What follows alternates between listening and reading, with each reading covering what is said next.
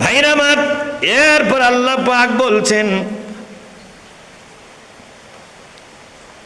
ওয়াল মুতাফিকাতা আহওয়া, আর অনেক জাতিকে আমি শূন্যের উপর তুলে আছাড় দিয়ে দুনিয়া থেকে বিদায় করে দিয়েছি। ওই যে লুত জাতির, লুত আলাইহিস সালামের একটা জাতি, এখনো কিন্তু আপনার মৃত সাগর নামে একটা সাগর আছে জর্দানের পাশে, ডেড সি, কি বলা হয়, ডেড সি, মৃত সাগর।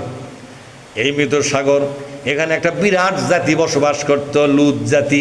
লুত নামে নবী ছিল, সেই নবীর নামে ওই জাতির নাম ছিল লুত জাতি। কি নাম জোরে কন? লুত ছিল ইব্রাহিম নবীর ভাসতে। কি ছিল জোরে কন? ইব্রাহিম নবীর ভাসতে।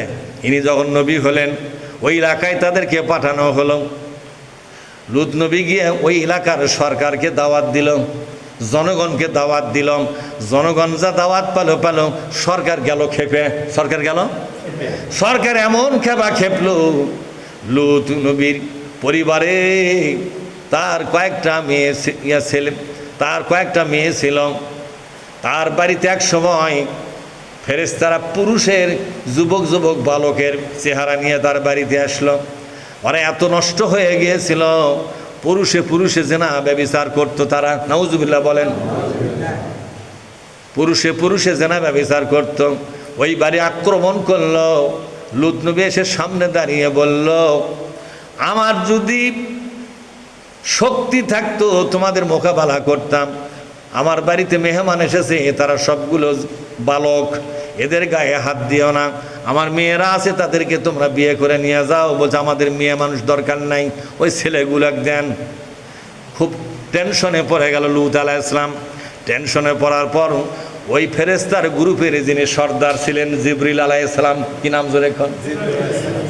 জিবরিল আলাইহিস সালাম মুস্কি হাসতেছেন। লুত আলাইহিস সালাম বলেন, তোমরা হাসতেছো, আমার কলিজার পানি শুকিয়ে গেছে। ওরা তো এখন আক্রমণ করে সবগুলোকে নিয়ে যাবে, তোমাদের সাথে ব্যভিচার করবে। তারপরেও ছেলেটি হাসে। লুত আলাইহিস সালাম বলেন, তুমি কেন হাসো? আমি তো বুঝতে পারতেছি না, বিপদ সামনে দেখেও হাসো কেন? বলে, এই জন্যই হাসি গো নবী, আমরা বালক নয়, আমি জিবরিল আলাইহিস সালাম। আমার গায়ে হাত দিবে এত সাহস? আমরা কেন আসছি জানো নি? আমরা এসেছি এই লম্পট জাতিকে দুনিয়া থেকে আমরা ভ্যানিশ করে দেবো। আজকে আল্লাহর গজবের অর্ডার নিয়ে আসছি। শুধু আমরা একটু কি বলা হয়, মহড়া দেখাচ্ছি। ওদের মহড়াটা দেখতেছি, আমাদেরটাও দেখাচ্ছি। একটু চলুক কিছুক্ষণ, তারপরে টের আপনি পাবেন, ওরাও টের পাবে কি দশা হয়। বলে, কি সিদ্ধান্ত? বলে, পরে জানতে পারবেন, আপনি আগেই বলা হবে না। তবে যাওয়ার সময় আপনার স্ত্রীকে রেখে যাবেন। আপনি আপনার দলীয় ইমানদারদেরকে নিয়ে চলে যান। কোন ইমানদার?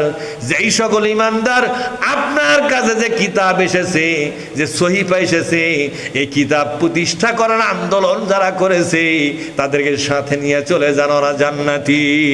সুবহানাল্লাহ।